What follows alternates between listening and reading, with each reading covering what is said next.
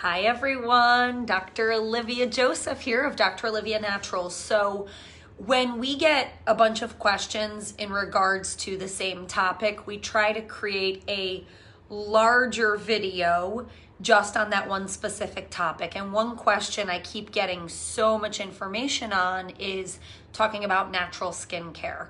So I did go ahead and post the link right within the questions, as well as it's live on our Dr. Olivia Naturals VIP page.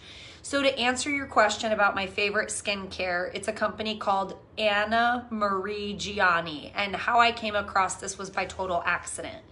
I am very, very, very promiscuous when it comes to my skincare. If I show you my makeup bag, my skincare regimen, there's one thing in common. I do use natural skincare.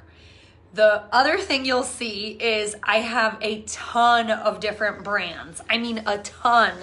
And I'm not going to get into what those brands are because honestly, if I loved anything that much, I would stick to one brand. And if I loved anything that much, I wouldn't be using a little bit of this, a little bit of that. So if you do your research on Anna Marie Gianni skincare, it is the cleanest skincare I've ever seen. I personally have used the wash. I love it. There's this powder that's an exfoliating powder. I love it. You mix it with the wash and you exfoliate. I do use a Clarisonic to clean my skin. I would say I use that about every day. And they have a facial oil. What I love about their makeup is if you want a liquid foundation, you just take whatever color you want or you blend the colors. And I love this because for me, I cannot use the same type of skincare year round. What I find is in the summer, I have to use more powders, and in the winter, I prefer a liquid foundation. The other thing is the color changes for me depending on if it's the middle of winter, if I've been on a vacation, how pale I am. So the beauty of this is, right, instead of having multiple different colors of foundation, you get samples of the different powders and you can blend them to get the perfect color.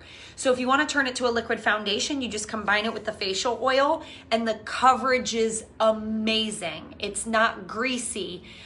So I'm just a huge fan of it. They also sent me these sample oils of fragrances. And it's really nice if you want to use fragrances that are natural, that are non-toxic, that won't just affect you, but won't affect others around you. I do like their scents. They've got some fun scents like love, passion, grounding, peace. I can't remember all of them. I really do like them.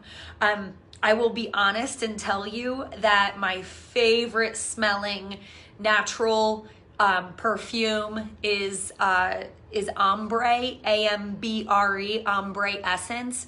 I've worn it for years. I buy the sample packs. I gift it to my friends. People stop me in public and ask me like, oh my gosh, what are you wearing? It smells so good. That's definitely my signature scent is the Ombre Essence. I love to wear the blue one, which is called Solace, but the purple is amazing.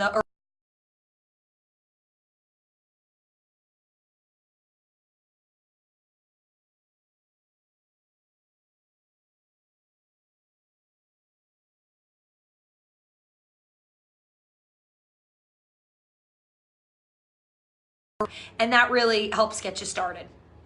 So next question I get, which we're going to talk more about skin. I just wanted to get past skincare. Next question is, does fructose feed the bad guys? It could. So fructose is something that when you say feed the bad guys, this person is asking about dysbiosis or bad bug overgrowth. Bad bug overgrowth could be yeast, bacteria, parasites, things of that nature. Too much fructose can. So when I have somebody on an antimicrobial protocol, I have all of their fructose coming from fruit. So I let them either eat 2 fruits a day or 2 carbs a day, only 1 fruit, and I have the other carb coming from a gluten-free source, such as a sweet potato. So a sweet potato is still a starch, still a carbohydrate, but it doesn't have fructose, and it's actually quite low in sugar. Really, if it's gluten-free oatmeal or quinoa or brown rice, if you are eating grains, that's okay too. It doesn't contain fructose. So if I have somebody on a program to try to kill off the bad guys, an antimicrobial program, I only have them eating a max of 2 carbohydrates a day, and they're not using any sweeteners that contain fructose, such as agave nectar, which has a low glycemic index, but it's very high in fructose. Honey, very high source of fructose. So yes, fructose can feed the bad guys. That's why I do testing, primarily stool analysis. And when I do antimicrobials, I just do 2 starches a day. This question's great. Back to MTHFR. To this person on MTHFR, go back and watch our MTHFR videos. We've got some that are 10 minutes long, 15 minutes long, and if you go and watch my doctor training that I did, it's an hour long, but you will learn everything you wanted to learn about MTHFR. We're probably a month away from launching some really cool products for people with MTHFR. One is called a tricobalamin. It's got the methyl form of cobalamin or B12 combined with 2 other forms of cobalamin, adenosylcobalamin and hydroxycobalamin. Cobalamin is necessary to absorb folate. Folate is what you have an issue with when you have MTHFR. So in someone with MTHFR, I'm always monitoring their homocysteine levels. I make sure based on that homocysteine that I determine what type of methylcobalamin to give them with methylfolate and how much to give them. So stay tuned for that. It's going to be 2 separate products. One is going to be the tricobalamin, and it's going to be separate from the L5-methyl tetrahydrofolate. That's a mouthful, but that's that methylated form of folate.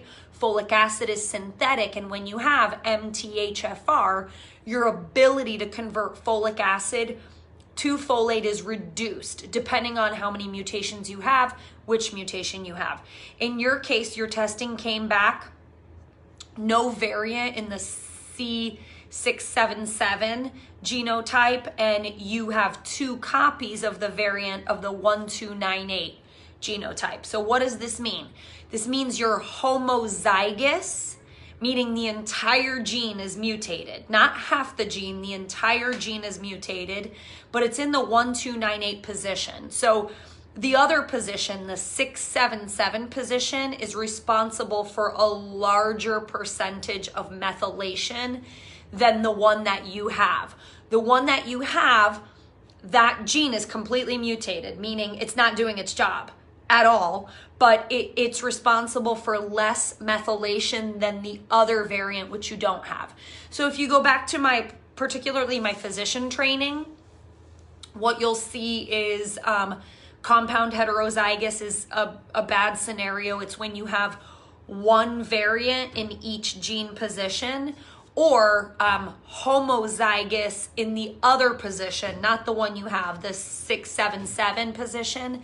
That's worse off. So if you're going to have a mutation, you want to have the 1298, not the 677, although unfortunately you have 2 copies and not just 1. So when you do have MTHFR, regardless of what combination, your methylation isn't shut down 100%. You need to understand that. Depending on which mutation you have and which combination, it's shut down by a certain percentage. MTHFR isn't the big, huge deal.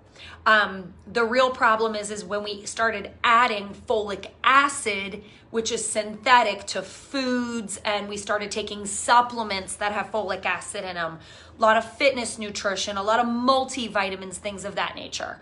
So I have another question here. Is raw honey less likely to encourage bad bug growth due to its antimicrobial property? No. So understand the question. Honey isn't going to encourage bad bug overgrowth, right? That's not the problem. The problem isn't honey. The problem isn't a piece of fruit. It's you already have a bad bug overgrowth or dysbiosis. You definitely want to limit foods that feed those bad bugs, such as yeast and bacteria. Honey is probably one of the highest forms, the highest level fructose foods that there is.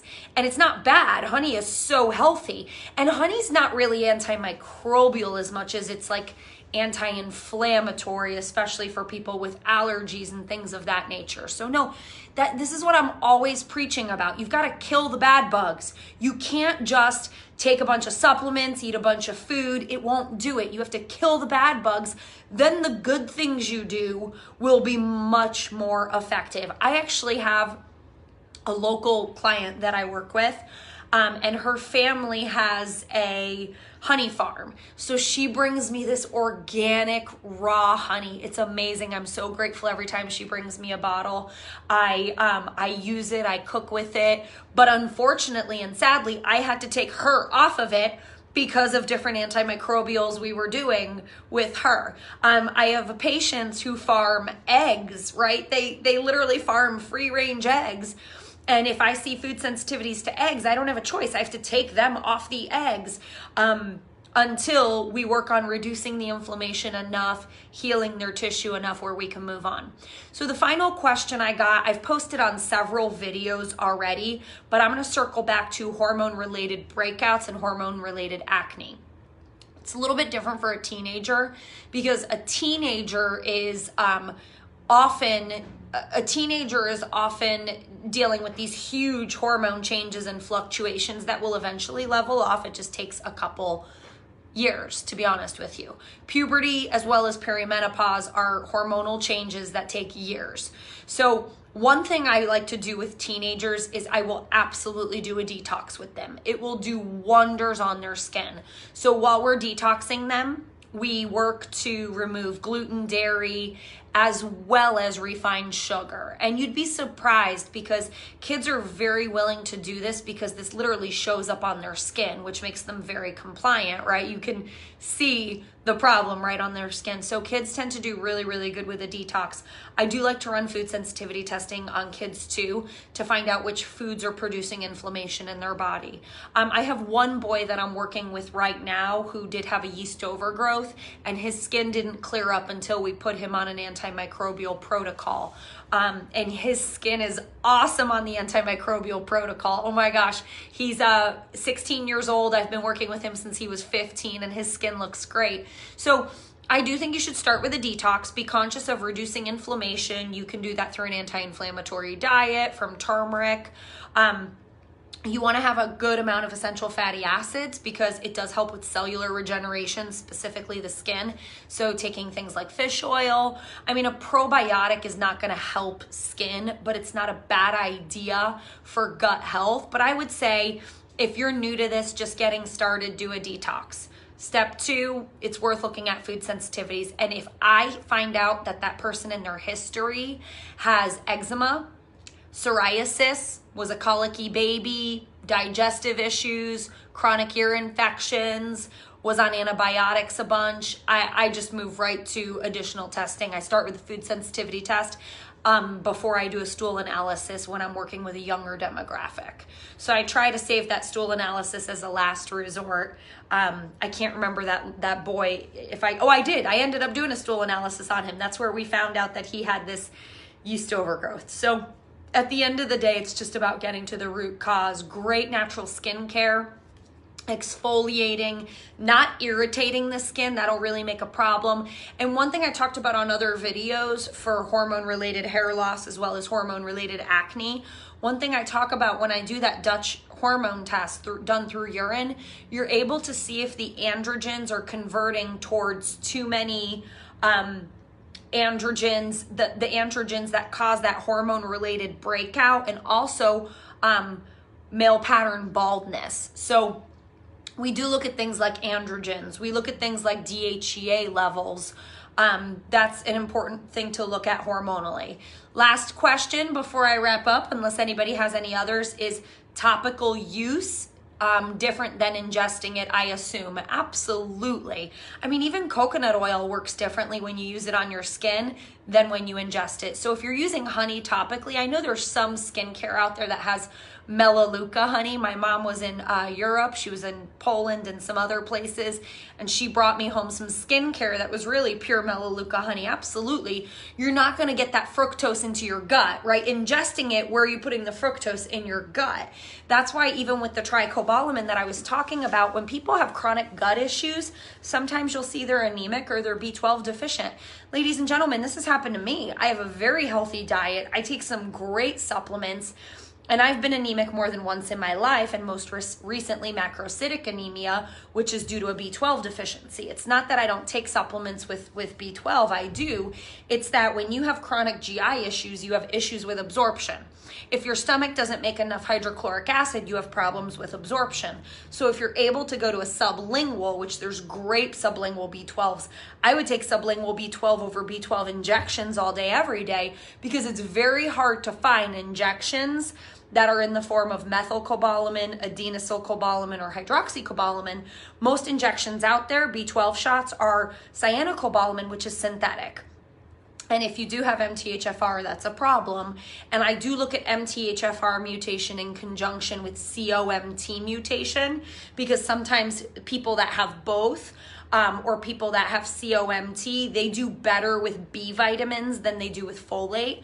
But the other thing with COMT is it affects your body's ability to detox estrogen, which affects your ability to lose weight if you're estrogen dominant, which can affect things like endometriosis and fibroids and all that stuff. So let me give you guys some fun news. Ready? Okay, only the people that get to follow these videos weekly get to know all this fun news. Okay, so 3 announcements.